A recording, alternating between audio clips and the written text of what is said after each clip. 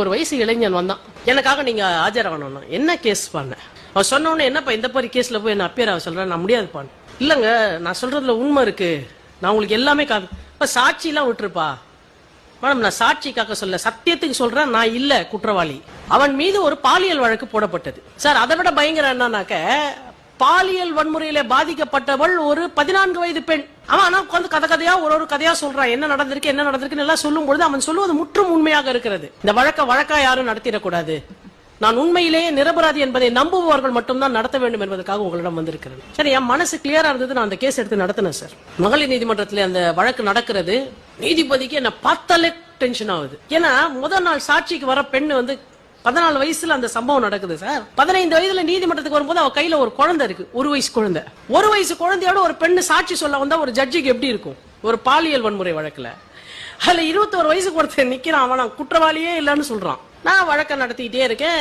விசாரணை எல்லாம் முடிஞ்சு 2 சைடுல வாதங்கள், அரசு தரப்புல வாதம் நடக்குது, எங்களுடைய தரப்புல வாதம் நடக்குது. நான் தெளிவா இவன் குற்றவாளி இல்லை என்பதை நிரூபித்து விட்டேன். வேற வழியே கிடையாது. குற்றவாளின்னு எழுதுறதுக்கு ஒரு பாயிண்ட் கூட அதுல தீர்ப்பு எழுதுறதுக்கு இல்ல சார். வேற வழியே இல்லாமல் அந்த நீதிபதி வெறுப்பாயி, எரிச்சல் இருந்தாலும் வேற வழி இல்லாமல் நிரபராதி என்று தீர்ப்பு எழுதுகிறார். ரொம்ப எரிச்சலோட உச்சத்துல எழுதுறாங்க சார். தீர்ப்பு எல்லாம் முடிஞ்சிருச்சு, விடுதலை ஆயிடுச்சு. இந்த பெண்ணுக்கும் இந்த பையனுடைய சகோதரிக்கும் கொஞ்சம் நட்பு உண்டு. இவங்க வீட்டுக்கு டிவி பார்க்க வர பெண்ணு.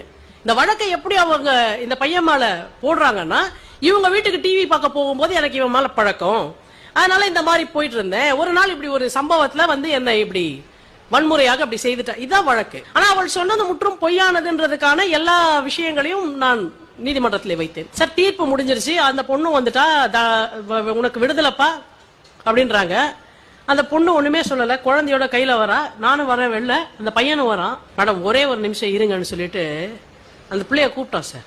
ஒரு நிமிஷம் இங்க வா அப்படின்னா. என்ன, எனக்கு இந்த வழக்குல இருந்துதான் விடுதலை வேணும்னு நான் நினைச்சேன். ஏன்னா உனக்கே தெரியும் நான் செய்யல தானே, என்கிட்ட ஒரே ஒரு தடவை சொல்லுனா. நான் கேட்டேன், அம்மா நிஜமாவே அவன் செய்யலையாமா, நீ ஒரு வார்த்தை சொல்லு, கேஸ் முடிஞ்சு போச்சு, இப்ப சொல்றதுல உனக்கு ஒரு பிரச்சனையும் இல்ல, ஒரே ஒரு தடவை நீ உண்மை பேசு அப்படின்னு அந்த பெண்ட. இல்ல நீ செய்யல அப்படின்னு அந்த பொண்ணு கீழே தலையை குனிஞ்சிட்டு சொல்லுச்சு. இது போதும், எனக்கு தீர்ப்பு முக்கியம் இல்ல, நீ சொன்ன பத்தியா நான் செய்யலன்றது, அதுதான் எனக்கு முக்கியம். ஆனா இப்ப சொல்றேன், என் மேல நீ பொய்யா இந்த வழக்க கொடுத்த, ஏன் கொடுத்தன்னு நான் பல நாள் இந்த கேஸ் நடக்கும் போது யோசிச்சேன். தப்பு பண்ணவன் எங்கேயோ ஓடிட்டான். ஆனா என்னைக்காவது இந்த குழந்தைக்கு ஒருத்தர் நல்ல அப்பனா இருப்பான்னு நான் தான் இருப்பேன்னு என் மேல நீ நம்பிக்கை வச்சல, அதனாலதானமா நீ என் மேல கேஸ் கொடுத்த.